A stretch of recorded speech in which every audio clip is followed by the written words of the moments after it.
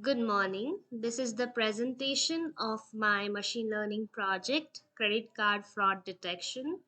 The goal of this project is to identify correctly the fraudulent transactions by the model and the transactions which are actually fraudulent but they are detected by the model as genuine. We have to reduce that. That is low false positives. So first we are importing all the library functions. Step 1 would be importing the data set and doing an exploratory data analysis on it. So first we download, this is the link from which we have downloaded the data set. Then read the data into a pandas data frame object using the function read underscore CSV. The data is stored in a file named data.csv. Then using data.head function, we can have a look at the 5 rows of the values in the data set. Then we can use the describe method that computes the following statistical parameters for each of the features.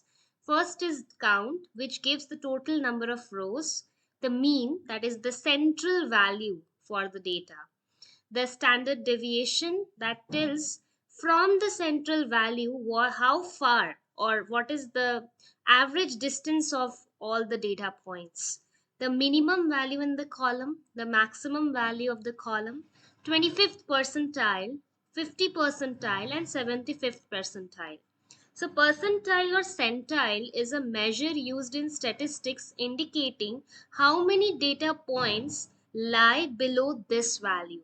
So, this can be used by various models to create their business policies or make certain decisions. Next, uh, we use data.describe function and round it to 2 decimal values. Now for each of the features or columns we have the statistical information. Okay, so now these features are mentioned as v1, v2, v3, v4 on and not exclusively written what these features mean, because these have been taken from actual credit card transactions. So for security reasons they cannot give what these features mean, but using PCA or principal component analysis, which is used to reduce the number of features for a data set having a very high number of features, so that the model does not do overfitting on a data set. Yes, so PCA, what it does intuitively is it combines the features into few number of features, most important features that are helpful. For these features, the data set have the maximum variance, or we can separate easily between fraudulent and genuine transactions. Data distribution study, that is deciding mean, median, or 50 percentile which to use as the measure of your central value. So mean is used as a central or middle value of a data set where the data points are does not have outliers, cause mean is affected by the outliers. Median, they are not affected by outliers, and 50 percentile is also not affected by outliers. Now variance and standard deviation, that gives an idea of the spread of the data from the central value. So variance, yes, this is how far on average are the data points from the central value. So why we study the variance and standard deviation? So that we can have an idea, if we make decisions for the central value, are all the other data points around nearby that value, and we can conclude the same trend for those data points or not. Now total features or columns, we have total 30 features uh, in our data set and one classification information. We can get that information using list function for the data and find the length of the list. Yes. Now there are two classes, label classes. One is genuine, which is written as class 0, and one another is fraudulent transactions, which is written as 1. So yeah, Now we are plotting the number of genuine and fraud transactions as a pie chart to get a visual representation of the proportions of fraud and genuine transactions. So we are using the function plt.py to make the pie chart. And here we get the number of genuine transactions is very high as compared to fraudulent transactions. So the pie chart, we can conclude from the pie chart that the data is highly imbalanced. Second step is feature selection. So what is the goal of feature selection? So selecting the subset of the most relevant features for model construction and not taking all the features to create the model. So why we are doing this? This simplifies the model. The training time for the model will be short and reduces the chances of overfitting, removing the curse of dimensionality problem. And we want to remove the irrelevant features without the loss of information like given in the figure. We identify the most important features and remove all the redundant features for making the model. Three kinds of feature selection algorithms: filter methods, wrapper methods, and embedded methods. So, filter methods, they before training the model, they will give a statistical score to each of the features, and based on the scores ranking by the score, we select or remove the features before training the model. So these are for continuous or categorical data. We have different filter methods. Then comes the wrapper method. So wrapper methods, they before training the model, they will select a subset of the features, train a model on it, and based on model's performance, they will select the best subset of features that give the highest performance score. So yeah. Next are the okay, wrapper methods, they can either use forward selection, that is iteratively they can select the best, that the feature that contributes best to the model's performance and keep it for the final model subset that on which the final model is created, or backward elimination, we can remove the least significant feature. Then recursive feature elimination. Okay, yeah. So the difference between filter and wrapper methods, it's given. Filter methods are faster and wrapper methods are more computationally expensive because we are building multiple models, right? Next comes the embedded methods. Embedded methods use both the concept of filter and wrapper method. They include the feature selection during the uh, model training time itself. They will make a single model, and based on how much the feature contributes to the model's performance, we are selecting the subset of features. Yeah. The embedded methods are regularization methods, lasso regression, ridge regression. For feature selection, we are using select k best class from scikit-learn. It is a filter based method. It based on a scoring function, it gives statistical scores to the individual features that checks the sensitivity of each of the individual features to the target variable. It selects the features with the k highest scores and is a class from scikit-learn. Right. Now select K best in, yeah. The purpose of select K best is to select the features according to the K highest scores. The first argument passed to the function is scoring function, and K. K is the number of top features which we need to select, and returns an array with the scores of the features.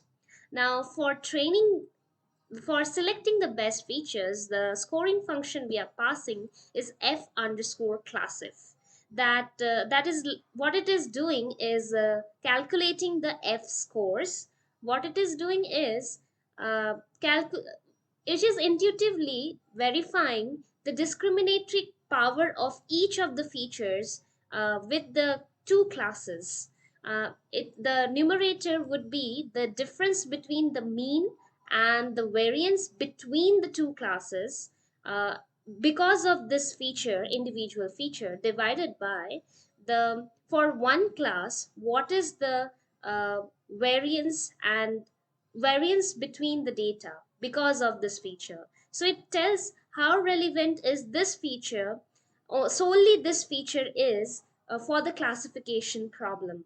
If the variance in the individual class is low, and between the classes the variance because of this one feature is very high, that means we can conclude that because this feature is a good one, it will have a high F score, right? uh, the F and the score classif is based on ANOVA, that is analysis of variance. Yes, I have told about F ratio also, that gives the idea of this feature solely is a good basis to classify the two classes or not.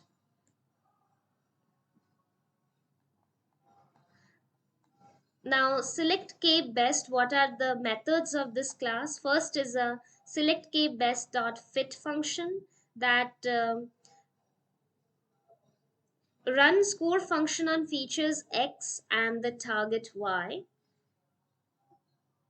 And then is the select K best dot get underscore support.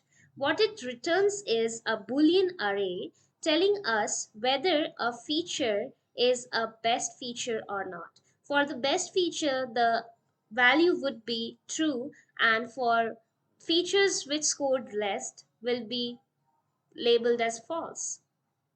Yes. Now we will visualize the data, the features. They are good enough to separate the categories or not using Seaborn, which is a data visualization library in Python and based on Matplotlib. The function is seaborn.dispplot, and plots the distribution of a variable, which is similar to a histogram, smoother distribution than a histogram. Uh, so how we are visualizing a best feature versus a bad feature?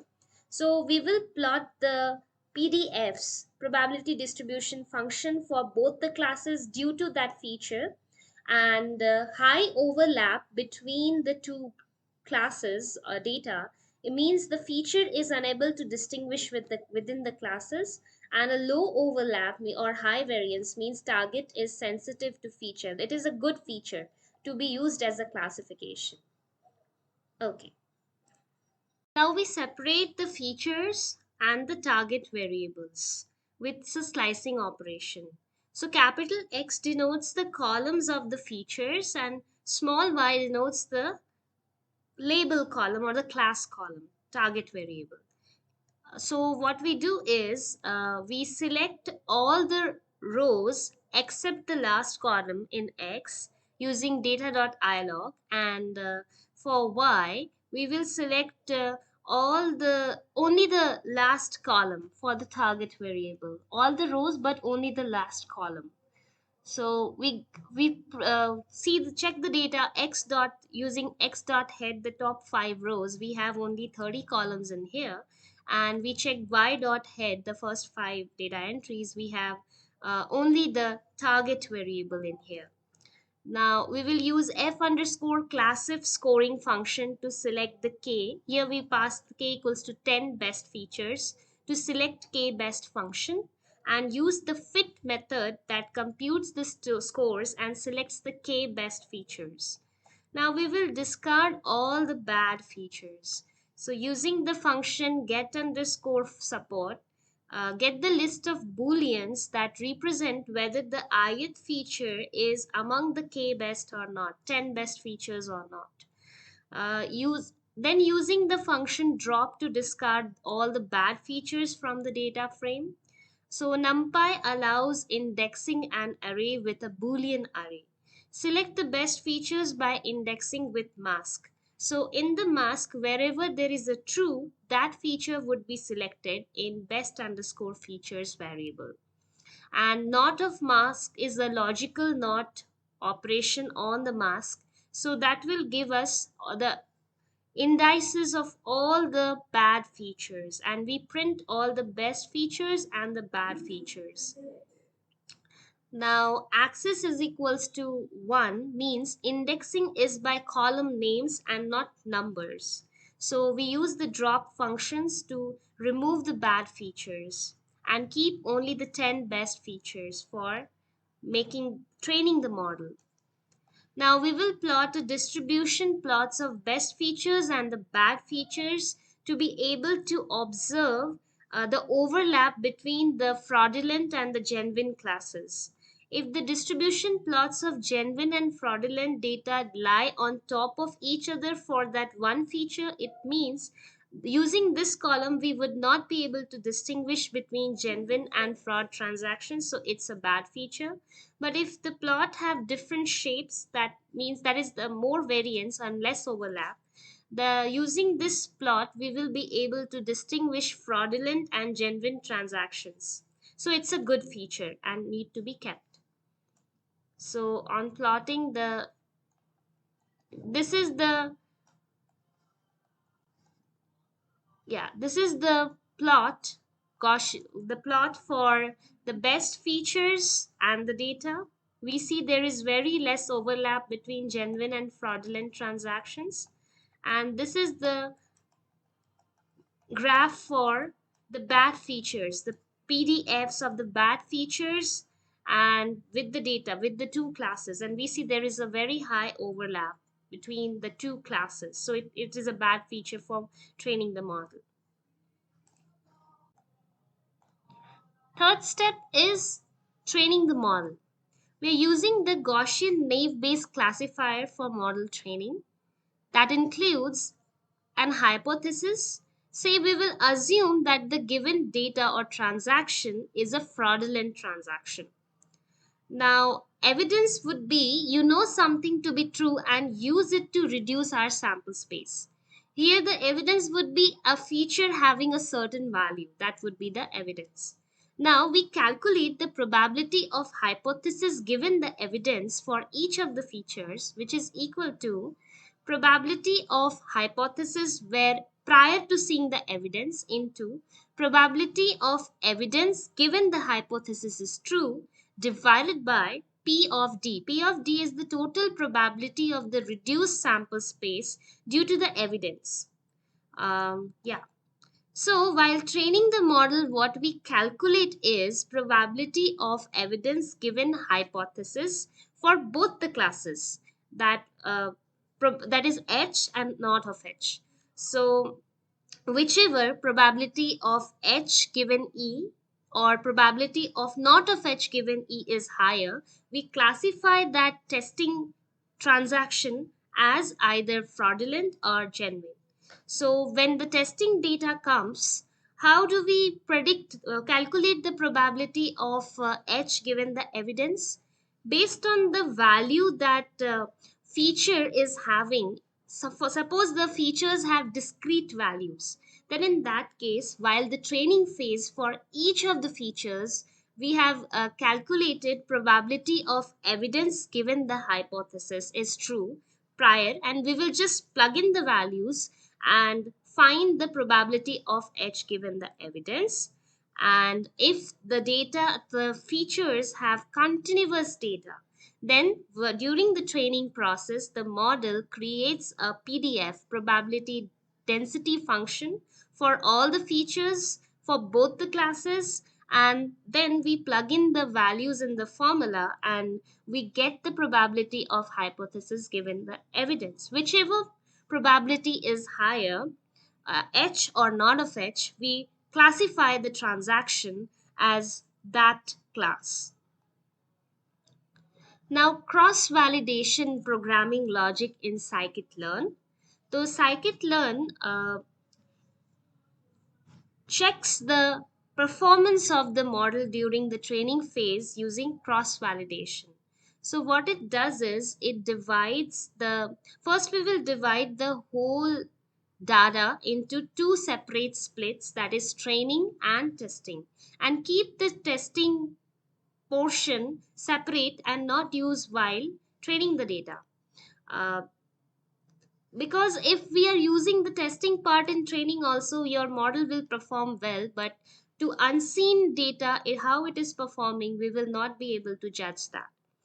And in the training data set, what we will do, we will divide the training data set into k equal sized parts and use the k minus 1 equal parts as the training, the model, and the k part for the testing. And we will iterate this process for 5 times, and whatever estimated we got, that is the best estimators, that is probability of evidence given the hypothesis, we will take the average of that.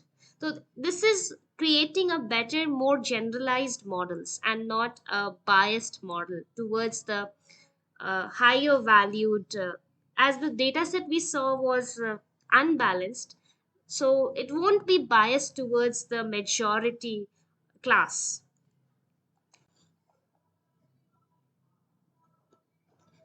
Yes, this is the number of folds we are going to have.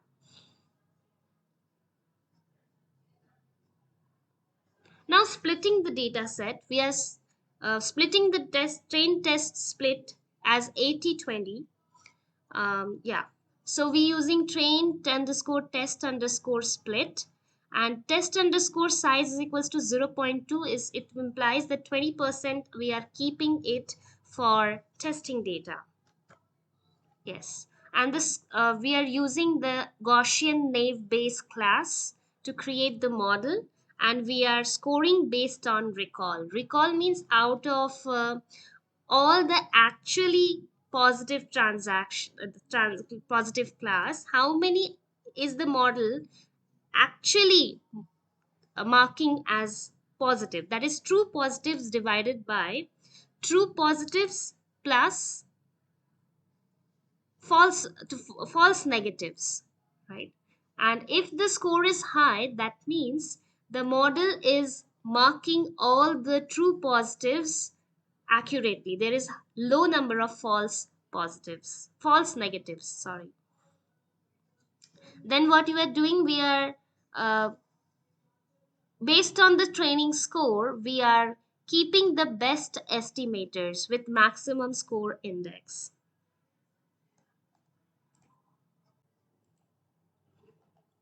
Testing and evaluation of the model is the step 4. For evaluating the model, we will use confusion matrix. It is the table to describe the performance of a classifier model. It is the visual summary of prediction results in a tabular form. It visually describes at how many data points it labeled or classified correctly, how many data points it made a mistake in predicting, or it was confused while making the predictions. It gives a summary of number of correct and incorrect predictions categorized by each class. So this is an example of a confusion matrix for 1,000 data points. So there are two possible predicted classes, genuine and fraud. Classifier made a total of 1,000 predictions. Classifier predicted 775 times genuine and 2225 times fraud. In reality, there are 825 genuine transaction and 175 fraud transactions. So here we can see actually a data, how many data points which were actually genuine, and the model predicted genuine, that is true positives, are 750. The data points which were actually fraud and predicted fraud by the model correctly, 150. Actually, the data points which were fraud and falsely predicted as genuine, 25, and data points which were actually genuine but predicted fraud are 75. So if we assume the class 1 or genuine as positive, class 2 as negative, and P means positive observation, that is a genuine transaction, and N means negative observation, not a genuine transaction. So this is the what the confusion matrix represent. So in a confusion matrix, accuracy is total sum of the total correctly classified data points, that is true positive plus true negative, divided by all the predicted classes: true positive, true negative, false positive, false negative. So out of all the predicted classes, how many were predicted correctly, which were genuine as genuine and fraud as fraud correctly? Accuracy gives information about that. Recall means out of all the actually positive class or genuine class, how many were correctly predicted by the model as positive. So a high recall would mean that the false negatives are low. And precision means out of all the data points which were predicted as positive, how many were actually positive? A high precision would mean that false positives are low. Right. High recall and low precision means most positives correctly recognized, low false negative, but lot of false positives. Low recall and high precision means missed a lot of positives, high false negative, but those predicted as positive are positive. That is low false positives. So for a credit card fraud detection, our goals would be we require low false positives. That is, if a transaction is actually fraudulent, and it should not be predicted as genuine, that should be low. It is okay if our recall is that is false negatives are high, that is it is a genuine transaction but marked as fraudulent. It's okay if it is does that, but our goal should be to have low false positive or a high precision is required. So this is the display results function, which takes estimator, the best estimator, and x and y. X is the data points and y is the predicted values. Now we are passing the best estimator, the test for an X test and Y test. So we got the results over here. The confusion matrix. It says that for the testing unseen data, the precision for class 0 is for genuine. So for genuine, the precision is high, 1. That means it has low false positives. Or a transaction that is actually fraudulent is not marked as genuine. Its recall score is 99%. F1 score is the harmonic mean of precision and recall. It tells how the model performs on both the metrics precision and recall combined. If we have both high precision and high recall, then F1 score will be high. And if we have any of the metric low, then F1 score will show a low. Uh, Okay, for fraudulent classes, our precision is 0.15. That means very high number of actually genuine are marked as fraudulent, but it's okay because that doesn't harm us much. Recall is high, 86%. That means actually, if the model is correctly 86% of times, it is recognizing the fraudulent transactions. And F1 score is showing 26% cause the precision is low for the fraudulent transactions. The accuracy of our model is 99%, which is quite a good number.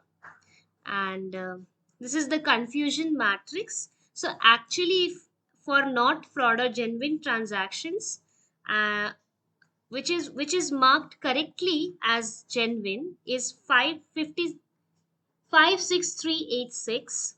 The diagonals represents the true positive and true negative. Yeah, and the across the diagonal it shows false positive and false negatives. Then this is the evaluation on the training data set for train X train and Y train. We got for genuine transaction precision as 100%. That means the false positives are very low. That means any transaction which was actually fraudulent marked as genuine is very low. Recall is 99%, that is genuine. 99% of the time genuine transactions are recognized as genuine, and F1 score is 100%, because we have both high precision and high recall scores. For fraudulent transactions, our precision is 15%. That means that false positives, that is a transaction which was genuine but marked as fraudulent, very high number of that, but it's okay. Recall is 85%, that is 85% of the actually fraudulent transactions are identified by model correctly, and we have an F1 score of 25% because the precision was low of this model. Overall accuracy is 99%. Thank you.